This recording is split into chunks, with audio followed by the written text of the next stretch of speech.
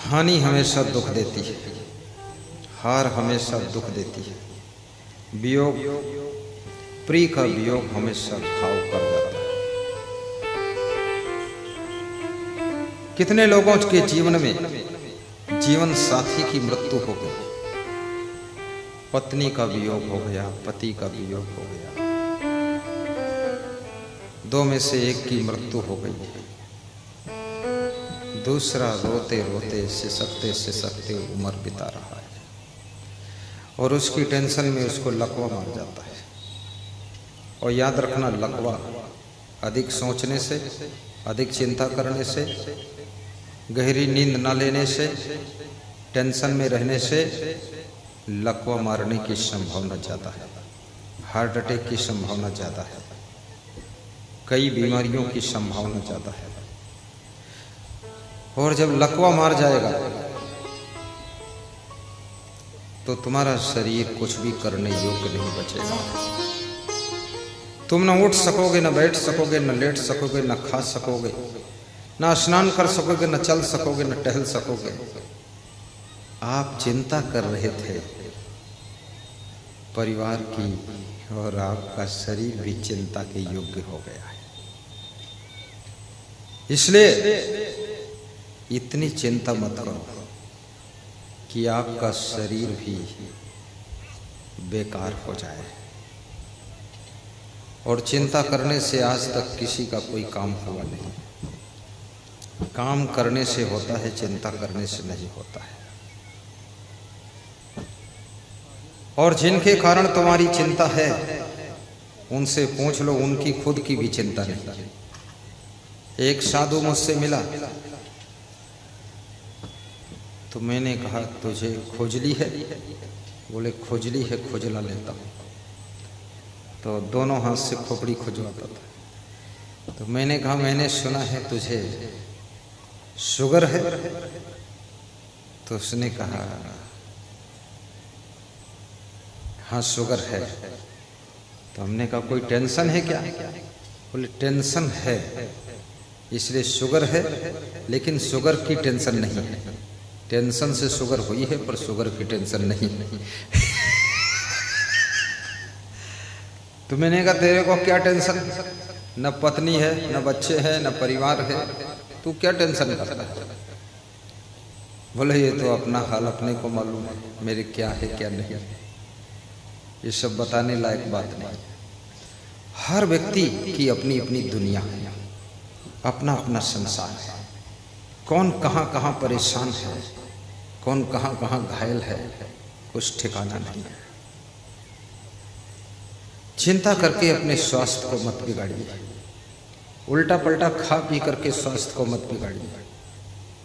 अगर स्वस्थ रहना चाहते हो, युक्ताहार विहारस्य युक्त चेष्टस्य कर्मसु युक्त स्वप्न बोधस्य योगो भवत दुःखः।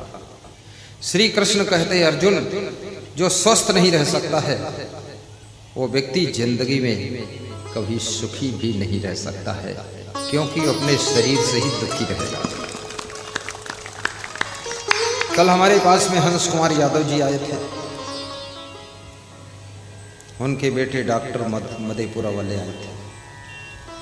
उनसे मैं कह रहा था हंसी मनुष्य को तब आती है जब शरीर स्वस्थ होता है और मन चिंता से मुक्त होता है, तब आदमी की हंसी निकलती है।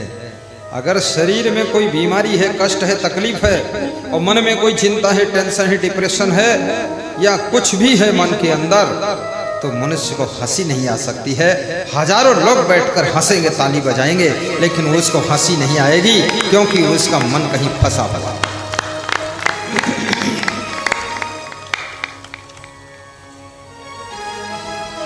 स्वस्थ रहने के लिए कृष्ण कहते हैं पहले खान पान पर ध्यान दें। सर्दी के महीने में खट्टे फल मत खाइए, सर्दी के महीने में ठंडी चीजें मत खाइए, सर्दी के महीने में बर्फ डालकर स्नान मत कीजिए, ठंडी के महीने में पर्याप्त कपड़े गरम गरम पहनिए, सर्दी के महीने में एसी मत चलाइए, सर्दी के महीने में पंखा मत चलाइए। सर्दी के महीने में मोटरसाइकिल पर चलिए तो हेलमेट लगाइए, गरम टोपा लगाइए, हाथों में गरम दस्ताना पहनिए, थोड़ा मुंह बंद रखिए, थोड़ी सी नाक सांस लेने के लिए खोलिए, सर्दी से बचाइए। ये शरीर तुम्हारा इतना नाजुक है, इसको सर्दी से भी बचाना पड़ेगा, गर्मी से भी बचाना पड़ेगा, बरसात से भी बचाना पड़ेगा। ये तो बिल्कुल फूल जैसा कोमल है, पानी में भीग जाए तो बीमार हो जाता है, ज़्यादा ठंडी लग जाए तो बीमार हो जाता है, एक मच्छर काट जाए तो डेंगू मलेरिया हो जाता है, जरा सा भूखा हो जाए तो तबीयत खराब हो जाती है, ज़्यादा खा लो तो तबीयत खराब हो जाती है, पानी ज़्यादा पी लो तो किडनी बेकार हो जाती है, पानी कम पियो तो भी किडनी बेकार हो जाती है। संतुलन में रहना सीखो। आपको बुखार आ रहा है, फल मत खाइए, चावल मत खाइए, सब्जी मत खाइए, घी तेल मक्खन मलाई दूध बंद कर दीजिए, रोटी और दाल खाइए, बिना घी चोपड़ी रोटी खाइए, दोनों टाइम खाइए, खाने के बाद दवा खाइए, गर्म पानी पीजिए, आपका बुखार 3 दिन में कंट्रोल हो जाएगा, काम करने योग्य हो जाओगे। लेकिन बुखार में यदि तुम टमाटर खाओगे बुखार 5 दिन रुकेगा, बुखार में प्याज खाओगे बुखार 8 दिन रुकेगा, बुखार में यदि तुम गन्ना चूसोगे तो 10 दिन रुकेगा, बुखार में शक्कर खाओगे, पेड़ा खाओगे, खूब सेवई पियोगे धड़ाधड़, मलाई खाओगे, मक्खन खाओगे, छाछ खाओगे, बुखार 15 दिन रुक जाएगा। बुखार में यदि तुमने चावल खाया है तो फिर बुखार 1 महीना तक रुक जाएगा। बुखार में यदि तुम कीवी फल खाओगे, कीवी खट्टा होता है, गर्मियों में आता है और बहुत ठंडा होता है, कीवी हार्ट अटैक वालों को खिलाया जाता है, बड़ा महंगा फल होता है, इसलिए तुम कभी कीवी मत खाओ। तुमको खाना है उससे सस्ता फल मैं बता देता हूँ, कीवी से कम काम नहीं करेगा, बहुत सस्ता मिलेगा। कौन फल? कुछ भी मत खाओ, दाल भात खाओ, सब ठीक हो जाए। तुम कहाँ लफड़े में फंसोगे बेईमानों के। ये तो बेईमान लोग बताते हैं ना, जो चीज़ कम पैदा होती है उसको महंगा बता देते हैं, जिसको कोई नहीं खरीदता तो बताते हैं इससे हार्ट बिल्कुल ठीक हो जाता है, सब लोग खरीद लेते हैं, उनका पैसा बन जाता है। आपका हार्ट तो ऐसे ही ठीक रहेगा। जोर से हंसिए, गहरी नींद लीजिए, चिंता बिल्कुल मत कीजिए, काम सही कीजिए, सही डिसीजन लीजिए, सही प्लानिंग करिए, टाइमिंग सही सेट करिए, वर्किंग सही करिए, फिर आप सफलता न मिले तो हमारे पास कंप्लेंट करिए, हमारे पास कंप्लेंट करिए। सारा खेल फर्स्ट नंबर तुम्हारे डिसीजन का है। तुम्हारे पास में 10 लाख रुपए, क्या करना? 10 लाख का जुआ खेल कर 20 लाख बना सकते हो। मन में होगा जुआ खेल दूं, दांव पर लगा दूं, रातों रात 20 लाख हो जाए, और जुआ खेला, दांव पर लगाया, 10 लाख चले गए, पता चला 0 हो गया। 10 लाख रुपए में शादी में सब उड़ा सकते हो धूमधाम से, खूब उड़ाओ, खूब ढोल बजाओ, शादी के बाद ढोल बनकर खुद पड़े रहो, टेंशन में रहो। 10 लाख रुपये मकान में भी लगा सकते हो, 10 लाख रुपये में ट्रैक्टर कार भी ला सकते हो, 10 लाख रुपये में क्या कर सकते, जो करना चाहो करो। लेकिन करना क्या चाहिए? सबसे पहले अपनी बुद्धि को तौलिए कि हमारी बुद्धि क्या काम कर सकती है। अपनी बुद्धि को तौलना, अपनी बुद्धि को समझना। आज मेरे से मुखिया कह रहे थे, हरे राम मुखिया कह रहे थे, गुरुदेव अपनी संस्था में सब कुछ है लेकिन विद्यालय भी होना चाहिए, स्कूल। तो हमने कहा मुखिया जो खोलेगा विद्यालय हो जाएगा दुखिया। तो बोले आप तो खोल सकते हैं। मैंने कहा मैं खोल दूंगा तो प्रवचन बंद हो जाएगा। बोले क्यों? तो हमने कहा फिर हमको ही उसको देखना पड़ेगा, चलाना पड़ेगा, मैनेजमेंट करना पड़ेगा। सब घाट का पानी पीकर अब धोबी घाट पर आया हुआ है, क्योंकि विद्यालय खोला हूं लखनऊ में और बैठा हूं सहरसा में। विद्यालय में क्या हो रहा है, क्या कर रहे हैं लोग, कुछ पता ठिकाना नहीं है। विद्यालय भी असफल हो जाएगा और यहाँ से फोन बार बार हम लगाते रहेंगे, कैसा चल रहा है, तो वो लोग झूठ बोलेगा, वहाँ का मैनेजर बहुत बढ़िया चल रहा है, क्या बात है, यहाँ तो टॉप नंबर है ये। अब बात को पता चला विद्यालय बंद हो गया और उसका फर्नीचर भी गायब हो गया। तो ये सब काम साहिब के नहीं, ये साहिब लोगों के बस का नहीं। ये साहिब लोग भजन गा लें, भोजन बना लें, और राजेश मिदनी नगर वाले अगर खीर पूड़ी कुछ लाए उसको खा ले, और खीर खिलाएं सुरेश यादव उनकी खा ले, और खीर लावें अनिल इचवा वाले तो उनकी खा ले बस, और भजन गा ले, गुरु जी को पानी पिला दे बस। अत्ते में शाम हो जाए, फिर सो जाए, सवेरे उठें तो फिर वही काम करें बस। अत्ते ठीक है, इससे ज़्यादा हाथ पाँव मारोगे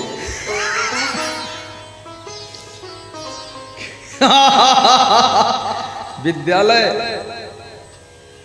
अब देखिए, साधु बनने के लिए लोग हमारे पास आए, यहाँ कोई मैनेजमेंट करने थोड़े आए, नहीं यहाँ विद्यालय चलाने कोई आया, साधु बनने आए, साधना करने आए, वो कर रहे हैं अपना।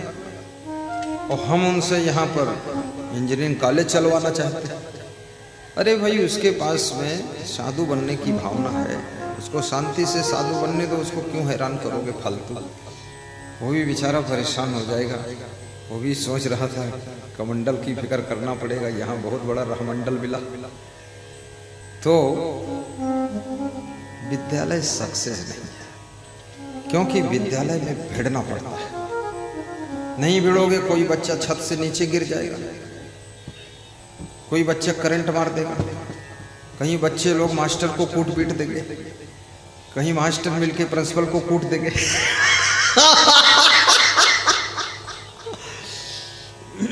हरिद्वार में एक साधु ने विद्यालय खोला और बच्चे कुछ नाराज हुए, हुड़दंग हुआ, तो बच्चे सब क्रोधित होकर के उनके आश्रम में घुस पड़े, बाउंड्री फांद कर आ गए 1000 बच्चे।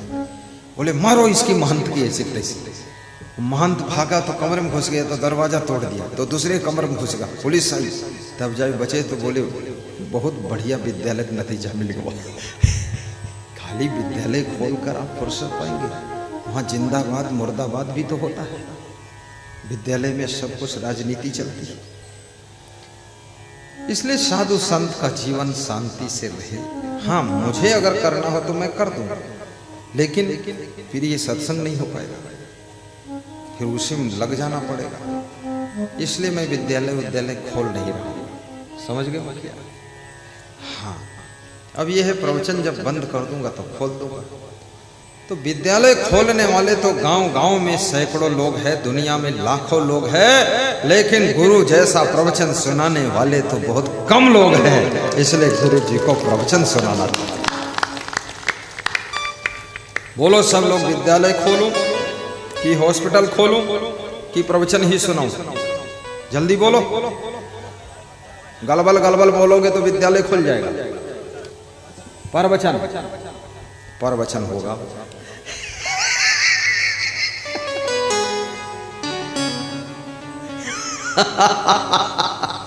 विद्यालय बंदगी सबके बस की नहीं है, ये विद्यालय सबके बस का नहीं। साधु जीवन शांत जीवन है, कठिन काम है, संभव नहीं है, मुश्किल है।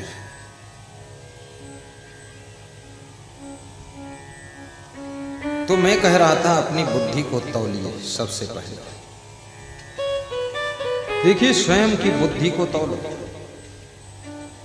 अपने शरीर की कार्य क्षमता को तौलो कि हम कितने घंटे काम कर सकते। यदि आपका शरीर इतना आलसी है 1 घंटे में ही थक जाते हैं, तो आप बहुत बड़ा काम मत उठाइए।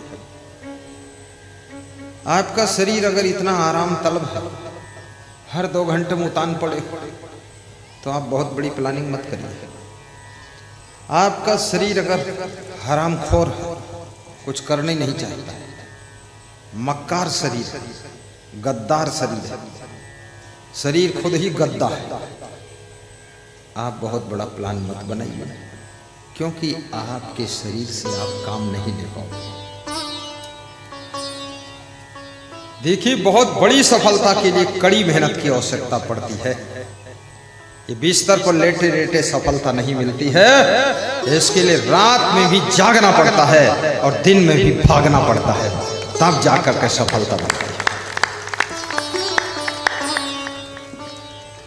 हमारे प्रबंधक से जब हमारी बात होती है, ये मंडप के प्रबंधक से, तो मैं उनको एक ही बात कहता हूँ, ठीक से सो लेना। उनसे कभी नहीं कहता तुम जागे क्यों नहीं, उनसे यही कहता हूँ सो लिया कि नहीं। कहते सो लिया। कितना सोए? बोले 6 घंटा। हमने कहा गलत बात, 8 घंटा सो। बोले फिर दोबारा हम सोएंगे। दूसरे साउंड सिस्टम के प्रबंधक से बात होती, हमने कहा क्या हाल, ठीक है?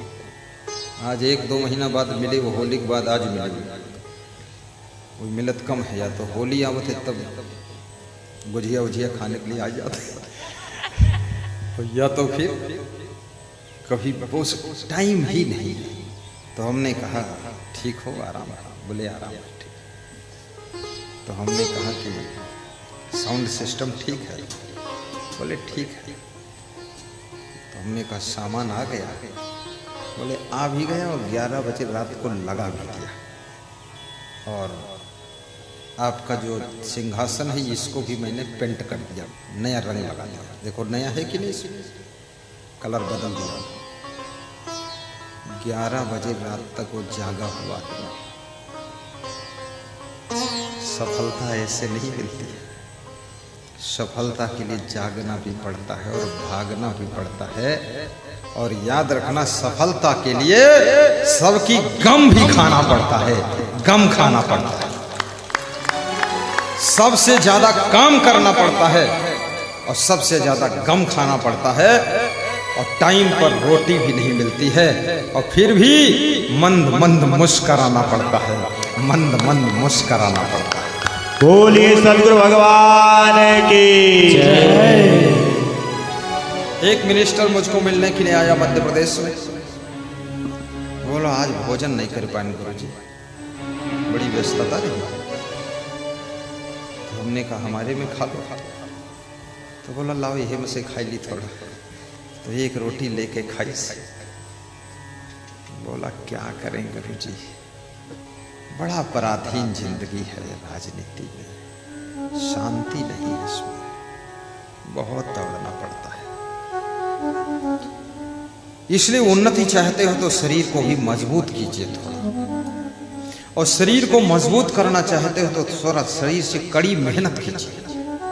शरीर से जितनी अधिक मेहनत करोगे उतना अधिक ही मजबूत रहेगा। जितना काम लोगे उतना अधिक काम करने के योग्य रहेगा, और जितना अधिक आराम करोगे शरीर उतना अधिक तुम्हारा कमजोर होता चला जाएगा, कमजोर होता चला जाएगा।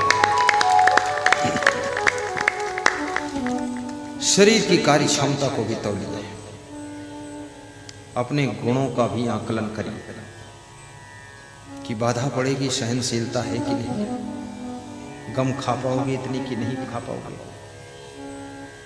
हानि सह पाओगे कि नहीं सह पाओगे, अपमान के घूंट पीकर हजम कर पाओगे कि नहीं कर पाओगे। सम्मान के लड्डू तो सबको अच्छे लगते हैं, लेकिन अपमान का जहर कोई शंकर भगवान जैसा ही हंस करके पी सकता है, सबके बस का नहीं होता है। अपमान के घूंट जब पीने पड़ते हैं तो आदमी मैदान छोड़कर भाग जाता है, मैदान छोड़कर भाग जाता है। सम्मान मिल रहा हो, सम्मान लेने वालों की लाइन लग जाती है, खीर खाने वालों की लाइन लग जाती है, दूध पीने वालों की लाइन लग जाती है, रसगुल्ला गुलाब जामुन खाने वालों की लाइन लग जाती है। लेकिन याद रखना, किसी दिन व्रत रहना हो तो 1 लाख लोग जो रसगुल्ला खा चुके हैं उसमें मुश्किल से 10 आदमी खड़े होंगे कि आज हम व्रत रखें। तो माल उड़ाने वाले संसार में बहुत मिल जाते हैं, लेकिन जहाँ पर पसीना बहाना होता है वहाँ पर लोग छोड़कर भाग जाते हैं। सर्वस खाए भोग करे नाना, समर भूमि भी दुर्लभ प्राणा। इसलिए अपने गुणों को भी तौल लीजिए। मेरे पास कितना साहस है, कितना मैं संघर्ष कर सकता हूं, कितना मेरे मन के अंदर हिम्मत है, इसको भी तौलिए और अपने चरित्र को भी आकलन कीजिए। मैं चरित्र में मजबूत हूं कि नहीं। कहीं ऐसा ना हो बॉम्बे जाओ काम से, वहां किसी हीरोइन में फंस गए, सारा काम चौपट हो गया। निकले थे सहरसा में, गए थे सब्जी खरीदने, वहाँ सब तो मिला नहीं, जी निकल गया वही सब्जी, वहीं फंस गए चक्कर में। कहीं अपने मन को भी तौल लीजिए, आपका मन आप कितना कंट्रोल कर सकते हैं। कहीं ऐसा तो नहीं तुम्हारे पास में पैसा है तुम दारू पीने लग जाओ, पैसा है तुम बेसले जाने लग जाओ, पैसा है तुम जुआ खेलने लग जाओ, पैसा है तो 5 स्टार होटल की मस्ती करने लग जाओ, पैसा आने लग जाए तुम बनारस की साड़ी पहनने लग जाओ। अगर ऐसी तुम्हारी आदत है तो कृपया जोखिम के काम मत उठाइए, क्योंकि तुम्हारा कोई मामला सही सलामत नहीं। इसलिए बहुत से लोग ट्रैक्टर कर्जे से लेते हैं, लेकिन ट्रैक्टर खींच करके बैंक चला जाता है। क्यों? ट्रैक्टर से कमाई करने लगे, दारू पीने लगे, ट्रैक्टर से कमाई होने लगी, जुआ खेलने लगे, ट्रैक्टर से कमाई होने लगी, पैसा मिल गया, सहरसा के होटल में खाना खाने लगे, ट्रैक्टर से कमाई होने लगी, 1000 की एक सिगरेट पीने लगे, ट्रैक्टर से कमाई होने लगी, 10-20 ठेलुआ और बुला लिया, उनको भी दारू पिलाने लगे। पता चला ट्रैक्टर खींच के थाने पहुंच गया, ट्रैक्टर नीलाम हो गया, ट्रैक्टर मालिक जेल में चले गए, जेल में अब दारू भी नहीं मिल रही, जुआ भी खेलने नहीं मिल रहा, ना 5 स्टार होटल मिल रहा, ना सहरसा चाय मिल रही, ना ये ठेलुआ जो दारू पिए रहे साथ में बैठ के यहू आवत देखे। तुम बर्बाद हो गए, तो मूर्खता नहीं और है क्या।